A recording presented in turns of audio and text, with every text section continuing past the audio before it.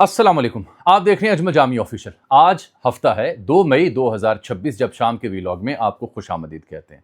सबसे पहले भाई ये जो ब्लैक कलर की पट्टी आपको दिखाई दे रही है ये स्लिंग होती है, अगर आप देख सकें। ये बाजू मेरा यहाँ से फ्रैक्चर है, इसे बांधा गया है पिछले 5-6 हफ्तों से। बार बार वजाहत करके थक गया हूँ, लेकिन हर वीलॉग के नीचे कोई ना कोई देखने वाला कहता है कि आप सलाम जो है वो लेफ्ट हैंड से क्यों लेते हैं।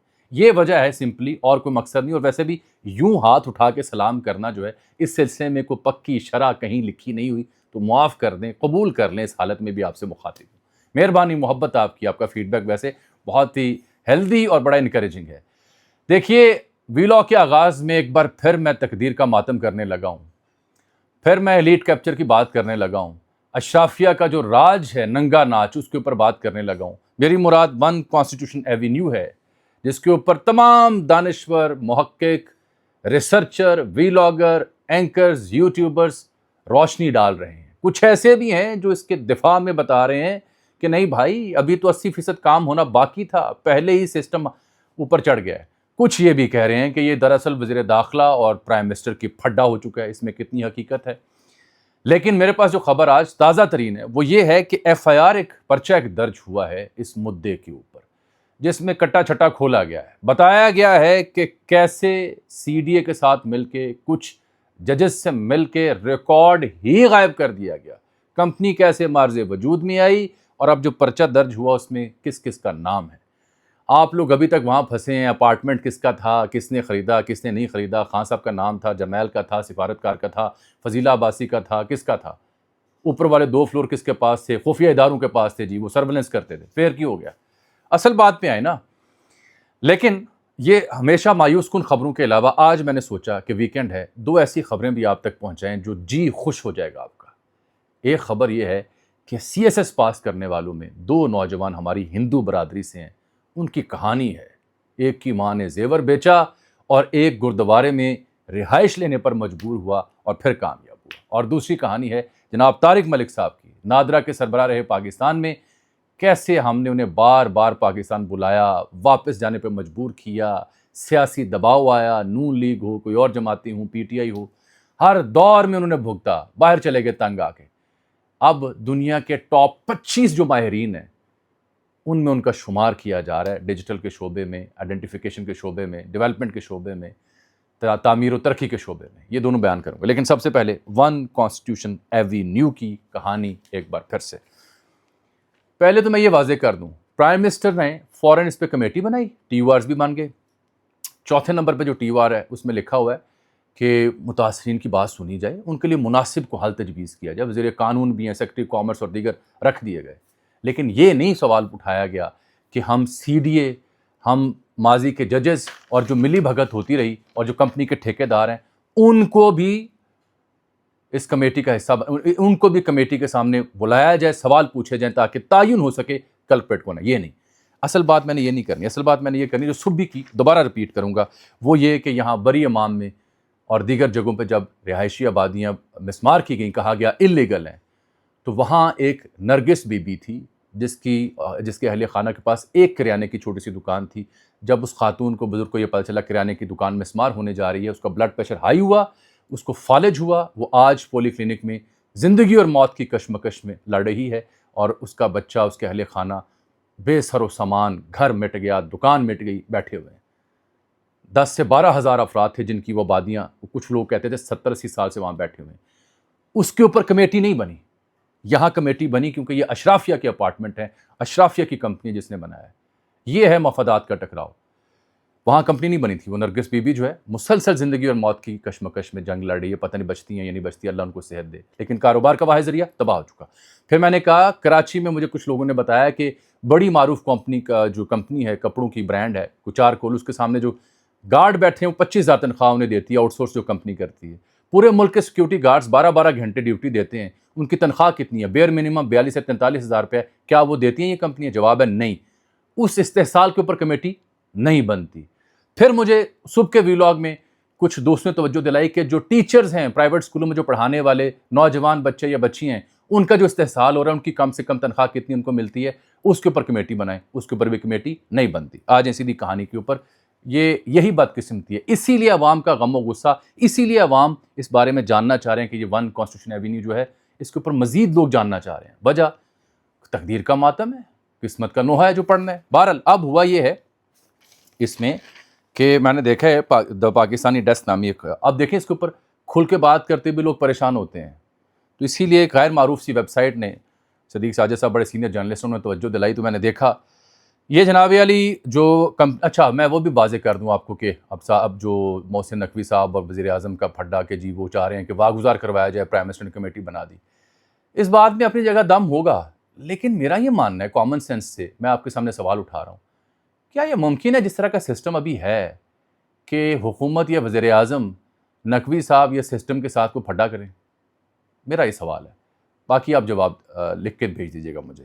13.5 ایکڑ اراضی پر مبنی 5 اسٹار ہوٹل بننا تھا, معاہدے میں جعل سازی, اربوں کا نقصان. انسپیکٹر ایف آئی اے سی سی لاہور جاوید سلطان کے ذمہ یہ ایف آئی آر لگائی گئی ہے. ایف آئی آر سامنے آئی ہے, اس میں سابق سی ڈی اے چیئرمین, اہم افسران ایف آئی اے اور ایس آئی یو کے سابق تحقیقات سے جو معلومات ملی اس کی روشنی میں بتایا گیا 2005 میں سی ڈی اے نے شارع دستور پر یہ B N P M S کو لیز پر دی.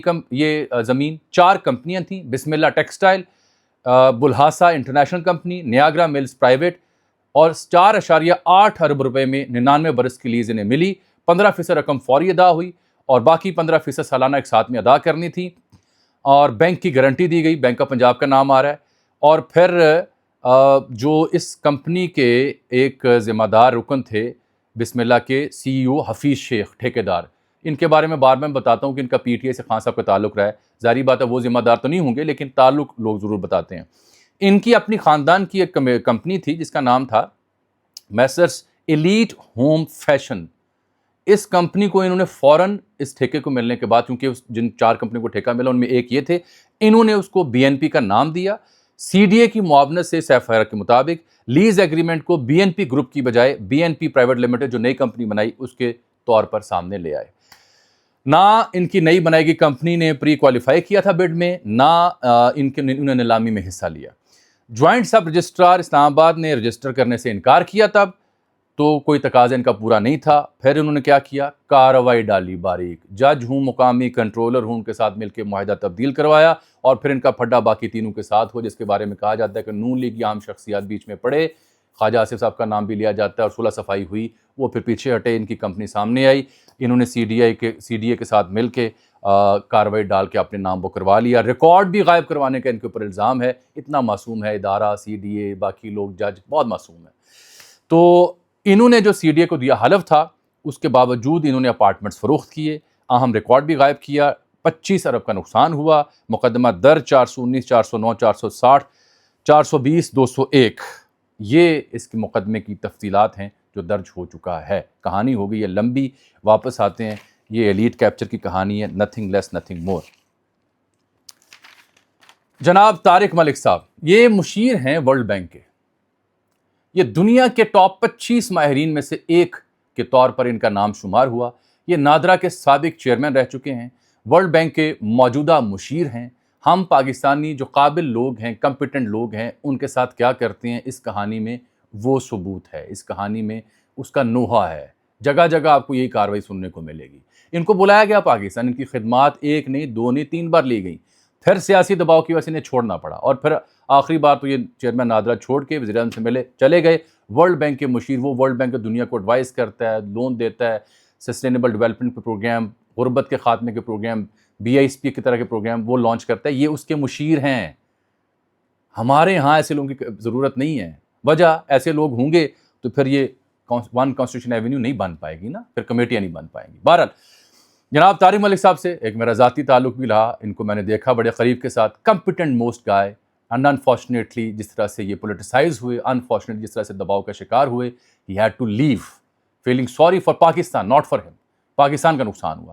اب یہ ڈیجیٹل شناخت ہو, پبلک انفراسٹرکچر کے شعبے ہوں, یا خدمات سروسز کا معاملہ ہو, اور اس کو عالمی سطح پر ان کی جو سکلز ہیں ان کو تسلیم کیا گیا ہے. ماہر ترین 25 افراد میں ایک ہیں یہ ہیں. ان 25 افراد کی تصویر 4 مئی کی صبح 2 دن بعد الیکٹرانک اسٹاک ایکسچینج یعنی نیسڈیک کی اسکرین پر نیو یارک ٹائمز اسکوائر پر پیش کیا جائے گا, جہاں دنیا بھر کی بڑی بڑی چیزوں کی تشہیر کی جاتی ہے. ان کا کام کیا ہے, ڈیجیٹل شناخت, اور آئی کلاؤڈ اینڈ سائبر سیکیورٹی جو عالمی شہرت یافتہ پلیٹ فارم ہے جیسے اوکٹا، اس نے دنیا بھر میں اس شعبے میں 25 کامیاب افراد کا سلیکشن کی، جن کی مہارت اور خدمات نے ڈیجیٹل شناخت، سیکیورٹی اور ڈیجیٹل کی ڈومین میں گہرے اثرات مرتب کیے۔ طارق ملک صاحب سے ہم سب کا ایک اور تعلق بھی ہے۔ طارق ملک صاحب نامور پاکستانی محقق اور دانشور جناب پروفیسر فتح ملک صاحب کے صاحبزادے ہیں۔ تلہ گنگ سے تعلق ہے، ورلڈ بینک کے ٹیکنیکل ایڈوائزر۔ اس سے پہلے یہ اقوام متحدہ میں بھی خدمات سر انجام دے چکے۔ BISP جو بینزین انکم سپورٹ پروگرام ہے، اس کو ڈیجیٹل نظام تک لانے میں بھی ان کا کردار ہے۔ یہ 2021 میں بنے تھے چیئرمین نادرا، 2023 میں مستعفی ہوئے تھے چیئرمین نادرا کے طور پر۔ آج میں نے دیکھا جنگ اخبار نے عظیم احمد میاں کی خبر لگائی ہے 2 کالمی ان کے اوپر، لیکن جب یہ آ رہے تھے جا رہے تھے تب 2 کالمی خبریں نہیں لگتی تھیں۔ شعیب نثار کے دور میں بھی ان پہ کیسز کا دباؤ تھا، عمران خان دور میں واپس آئے، نون لیگ کے ساتھ 1 نہیں 2 بار، ہر دور میں پولیٹیسائز ہوئے، وکٹمائز ہوئے اور انہیں چھوڑنا پڑا۔ لیکن میں اب ذرا ڈیٹیل ان کی تھوڑی سی اور ڈسکس کروں گا۔ یہ ایڈوائز کرتے ہیں مختلف ممالک کو کہ ڈیجیٹل جو صورتحال ہوتی ہے تعمیر و ترقی کے دور میں، شناخت کے دور میں، اس میں کیسے آپ نے آگے بڑھنا ہے۔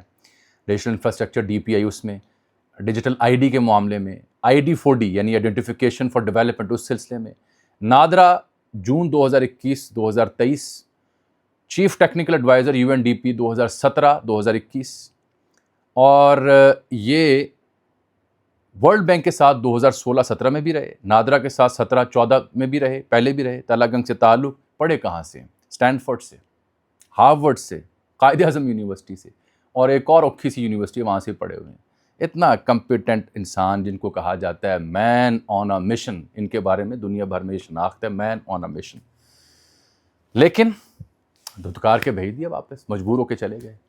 پھر ہم کہتے ہیں ہمارے پاس ماہرین کی کمی ہے۔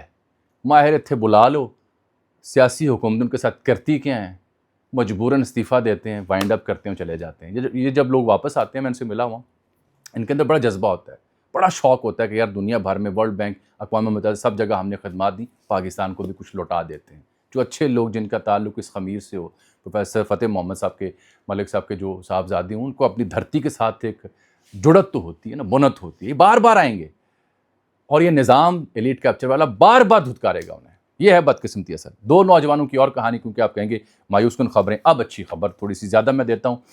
میں نے نوٹ کیے ڈیٹیل، CSS کے امتحان جو اس دفعہ پاکستان میں ہوئے، کوئی 12,792 لوگ اس میں اپیئر ہوئے، اب بس صرف 2% کامیاب ہوئے۔ ٹف ہے، لیکن جو معیار ہے پرفارمنس کا وہ بھی گرتا جا رہا ہے، ڈیٹیوریشن اس میں آ رہی ہے۔ صرف 2%، یعنی کتنے؟ 355، اور ان میں سے ایلوکیشن کتنے کی ہوئی؟ 170 سیٹیں اتنی تھی۔ جو منتخب ہوئے 355، اس میں تقریباً نصف جو ہیں 170 وہ ایلوکیٹ ہوئے۔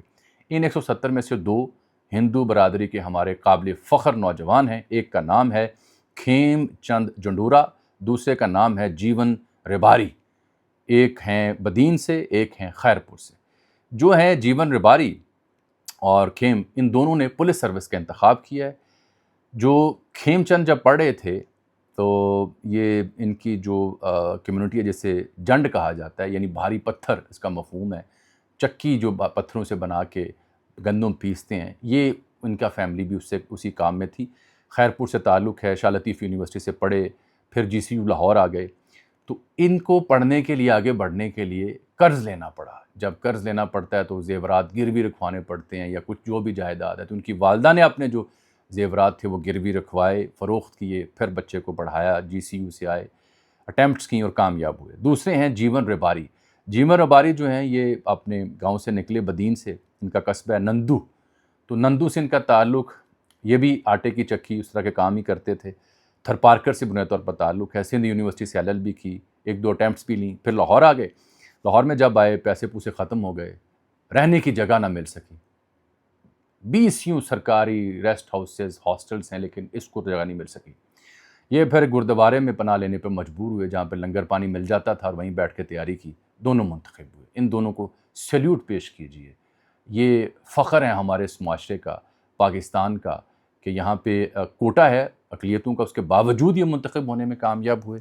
اور یہ آپ سب کے لیے، میرے لیے ایک مثال بھی ہے کہ مشکل سے مشکل حالات بھی ہوں، انٹینٹ اگر آپ کی کلیئر ہے، محنت اگر آپ کر سکتے ہیں، اور آپ اپنے خدا سے شکوہ کریں، بندوں سے شکوہ نہ کریں، بندے کو کیا مل رہا ہے دوسرے کو، یہ اس کا اور اللہ کا معاملہ ہے.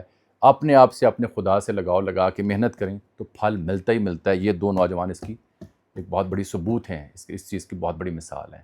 ہم شکوے کرتے ہیں، شکایات کرتے ہیں، لیکن وہ رستہ چھوڑ دیتے ہیں. شکوے شکایت کرنے کے لیے صحافی بیٹھے ہوئے سنائیں گے آپ کو کھری کھری اس سسٹم کو، بتائیں گے کیسے کسان کے ساتھ کیا ہو رہا ہے، باقیوں کے ساتھ کیا ہو رہا ہے. ویلاگ کا پہلے ایسا شکوے شکایت پہ مبنی تھا. مجھے آج کے لیے اجازت دیجیے، اگلے ویلاگ میں صبح سویرے انشاءاللہ آپ کو ایران کی صورتحال کے حوالے سے بڑی اہم معلومات دیں گے. ایران نے امریکی ہتھیار ایسے پکڑے ہیں جو پھٹے نہیں تھے، ان کو پھٹنے سے بچایا اور ان کی ریورس انجینئرنگ شروع کر دی ہے، جو کہ میرا خیال ہے ایران کا بہت بڑا کارنامہ ہے. اللہ حافظ.